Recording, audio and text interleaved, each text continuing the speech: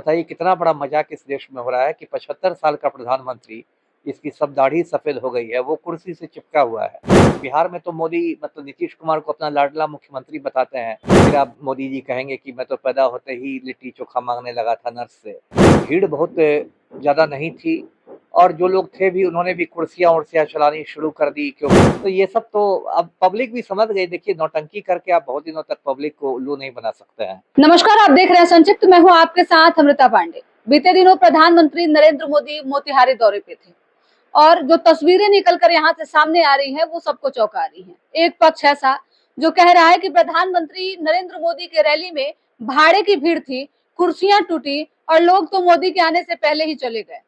बिहार में अब वो दौर नहीं देखने को मिल रहा है जो 2014 में प्रधानमंत्री के आने पे दिखता था।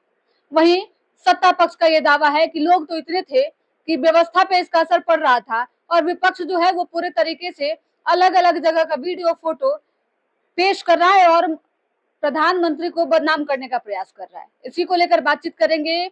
मोतिहारी दौरा कितना खास था, किस तरीके से, क्या वहां पे स्थितियां थी, सच्चाई क्या है, उसकी हमारे साथ बात करने के लिए पूर्व आईपीएस अमिताभ दास हैं। सर, मोतिहारी में बीते दिनों प्रधानमंत्री आए हुए थे, क्या कुछ स्थिति रही दर्शकों को? देखिए, ऐसा है कि दर्शकों को पता है कि लगभग 3.5 महीने बाद बिहार में चुनाव होने वाले हैं और बिहार का चुनाव बहुत महत्व रखता है, पूरे देश की राजनीति की दिशा और दशा तैयार करेगा। तो कहीं न कहीं ये घबराहट भी है मोदी जी की दिखाई दे रही है, जो बार-बार बिहार आ रहे हैं। कभी पटना आते हैं, कभी रोहतास आते हैं, कभी मोतिहारी, कभी दरभंगा, मधुबनी, भागलपुर। मैं तो कहता हूँ कि इनको पटना के गोलघर में ही अब प्रधानमंत्री आवास खोल लेना चाहिए, यहीं रहना चाहिए। तो उसी क्रम में मोतिहारी में कल प्रधानमंत्री की रैली थी। मोतिहारी पूर्वी चंपारण जिले का ये है, मुख्यालय है। और उसके बारे में जो बातें आ रही है कि भीड़ बहुत ज़्यादा नहीं थी और जो लोग थे भी उन्होंने भी कुर्सियां उर्सियां चलानी शुरू कर दी, क्योंकि उसमें ज़्यादातर जो भीड़ थी वो भाड़े पर लाई गई थी। और जो भाड़े पर भीड़ लाई जाती है, मान लीजिए हर व्यक्ति को 500 रुपए दे के आते आते हैं, तो उसमें लोग कह रहे थे कि वो भी पूरा पैसा नहीं मिला। तो गरीब लोग जो आए थे उन्हें वो ठगा महसूस कर रहे थे। बहुत सारे वीडियो वायरल हुए हैं कि उन्होंने मतलब कुर्सियां चलानी शुरू कर दी। जबकि देखिए, मोतिहारी के कल सारे स्कूलों और ये सब को बंद कर दिया गया था, जिससे कि थोड़ी मतलब भीड़ बढ़ाई जा सके, इसलिए प्रशासन ने बंद कर दिया था। इसके बावजूद भीड़ नहीं आई। देखिए, इसकी कई वजह हैं। एक तो देखिए, मोदी मैजिक जो एक कहा जाता था, मोदी का जादू, वो अब खत्म होता गया है। मतलब शुरू में जो 2014 के आसपास जो आपने बताया, मोदी का एक मैजिक था और लगता था कि बहुत मोदी के नाम से जोश, वो धीरे-धीरे वो मोदी का बुखार जनता से उतरता जा रहा है। पिछले लोकसभा चुनाव में आपने देखा, मोदी ने नारा दिया था, अब की बार 400 पार, लेकिन 240 पर ही भाजपा अटक गई। मतलब एक सामान्य बहुमत जो 272 का होता है, वो सामान्य बहुमत भी आपको नहीं मिला। अभी मोदी की सरकार बैसाखियों पर टिकी सरकार है। चंद्रबाबू नायडू के 16 सांसद और नीतीश कुमार के 12 सांसदों के दम पर है। तो देखिए, 11-12 साल से आप कितने जुमलों पर कितने दिन लोगों को उल्लू बनाएंगे। मोदी ने तो कोई बड़े वादे पूरे किए नहीं। उन्होंने कहा था कि 100 दिन में देश का काला धन विदेश से आ जाएगा, वो नहीं आया, उल्टे लोग देश को लूट के भाग गए। उन्होंने कहा था हर हिंदुस्तानी के अकाउंट में 15-15 लाख रुपए आएंगे, लोग आज तक वेट कर रहे हैं। उन्होंने कहा था कि हर साल 2 करोड़ युवाओं को रोजगार मिलेगा, तो कायदे से 11 सालों में आपको 22 करोड़ लोगों को रोजगार देना चाहिए था, वो नहीं मिला। अब तो मोदी जी कहते हैं कि मतलब पकौड़ा तलना भी रोजगार है, तो ये तो युवाओं के साथ एक मजाक ही हो गया ना। अब सेना में देखिए, नियमित बहाली खत्म हो गई है। अब अग्निवीरों की बहाली होती है, जिनको 28 साल की उम्र में रिटायर करा दिया जाएगा। बताइए कितना बड़ा मजाक इस देश में हो रहा है कि 75 साल का प्रधानमंत्री, इसकी सब दाढ़ी सफेद हो गई है, वो कुर्सी से चिपका हुआ है और 28 साल की उम्र में आदमी को रिटायर कराया जा रहा है। महंगाई से आम आदमी की कमर टूट गई है, भ्रष्टाचार चरम पर है। तो अब ये अब कल फिर मोदी ने वही जुमलोबाजी की, जो एक बारिश कहते हैं वो की, कहा कि मोतिहारी को बम्बई बना देंगे, पटना को पुणे बना देंगे, गया को गुड़गांव बना देंगे। अब क्या है, ये सब सुनते सुनते लोगों के कान पक गए हैं। मोदी ने कहा था कि देश में 100 स्मार्ट सिटीज बनेंगे, एक भी स्मार्ट सिटी नहीं बना। बुलेट ट्रेन चलेगी, कोई बुलेट ट्रेन नहीं चली। तो ये बात सिर्फ मोतिहारी पर नहीं लागू हो रही। ये बात देखिए, अभी 29 मई को पटना में मोदी का रोड शो था, आपको याद होगा। और उसमें लग रहा था कि मोदी ऑपरेशन सिंदूर के को बहुत ज़्यादा मतलब भुनाएंगे। ऑपरेशन सिंदूर, उन्होंने बीच में कहा भी था कि मेरे खून में सिंदूर दौड़ रहा है, फलना चिल्ला। लेकिन ऑपरेशन सिंदूर को भी जिन परिस्थितियों में रोका गया, डोनाल्ड ट्रंप के हुक्म पर युद्ध विराम किया गया, वो सबसे जनता को बहुत निराशा हुई है। तो वो कहीं न कहीं मोदी मैजिक खत्म होता प्रतीत हो रहा है। और ठीक है, अब तो उनकी जो चमचे हैं वो तो कहेंगे ही कि बहुत भीड़ थी, ये है, वो है।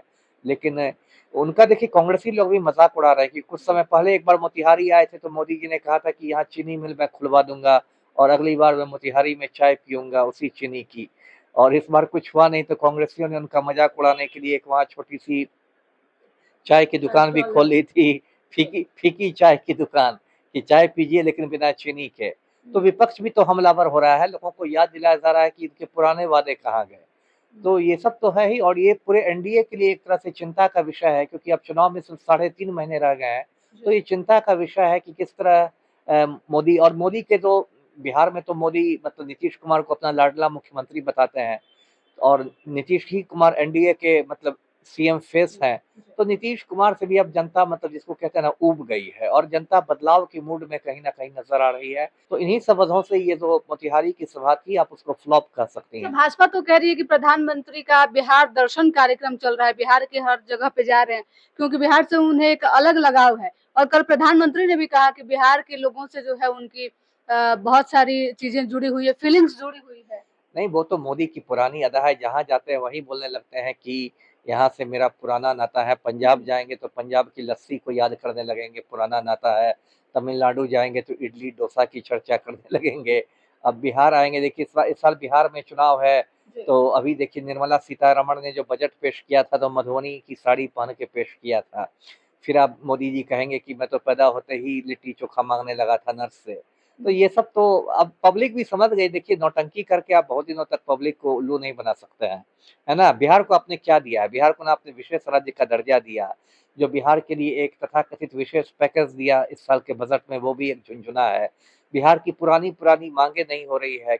पटना विश्वविद्यालय इतना पुराना विश्वविद्यालय है, अब तक उसको केंद्रीय विश्वविद्यालय का दर्जा नहीं मिला है। तो बिहार को तो आपने दिया कुछ नहीं है। तो सिर्फ़ आके जुमलों की बारिश करके आप चले जाएँगे तो अब कितने दिन लोग मूर्ख बनेंगे? जी। अच्छा सर, देश के प्रधानमंत्री और भाजपा के सबसे बड़े नेता, उनकी बिहार में ये स्थिति है कि लोग वहाँ पहुँच नहीं पा रहे हैं, कुर्सियाँ चलाई जा रही है।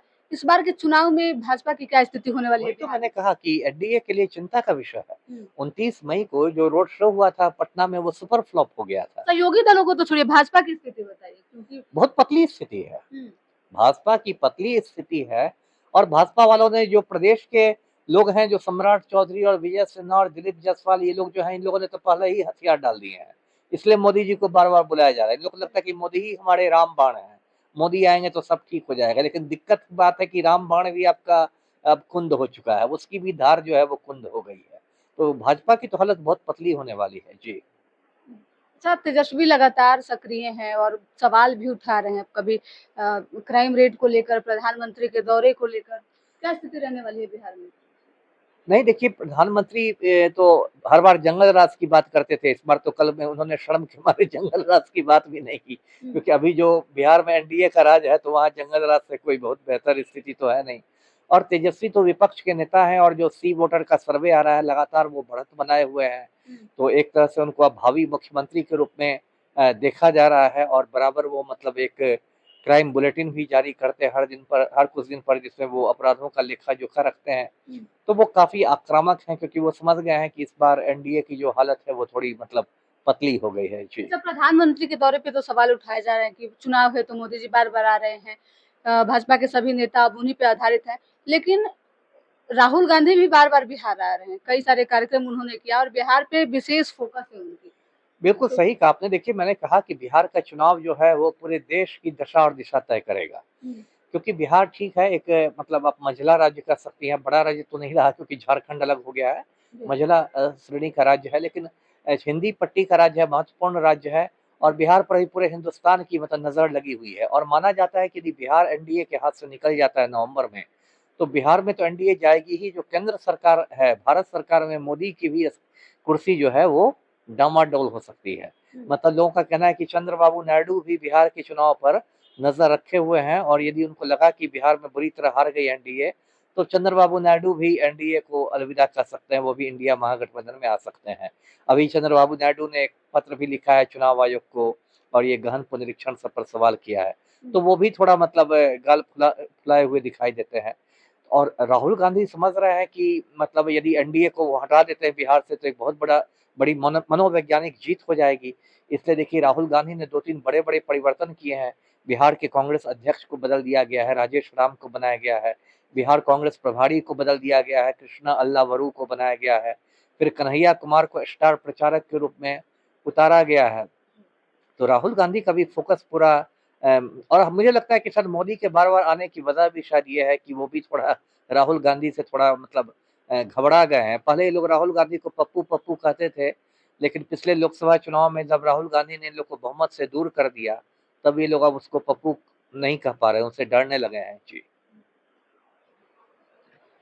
हमारे साथ बात करने के लिए पूर्व आईपीएस अमिताभ दास थे, जिनसे बातचीत कर रहे थे। लगातार प्रधानमंत्री नरेंद्र मोदी के बिहार दौरे को लेकर अब सवाल उठाए जा रहे हैं। एक पक्ष कह रहा है कि मोदी जी के रैली में तो अब भीड़ ही नहीं हो रही है, मोदी मैजिक बिहार से पूरी तरीके से अब खत्म हो चुका है। वहीं दूसरा पक्ष ये भी कह रहा है कि मोदी जी के रैली में इतनी भीड़ हुई थी कि व्यवस्था को सही तरीके से संभालना भी मुश्किल था। आप अपनी प्रतिक्रिया कमेंट बॉक्स में जरूर दीजिएगा। साथ ही हमारे यूट्यूब चैनल संचित को सब्सक्राइब करके फेसबुक पेज को भी फॉलो कर लीजिएगा। धन्यवाद।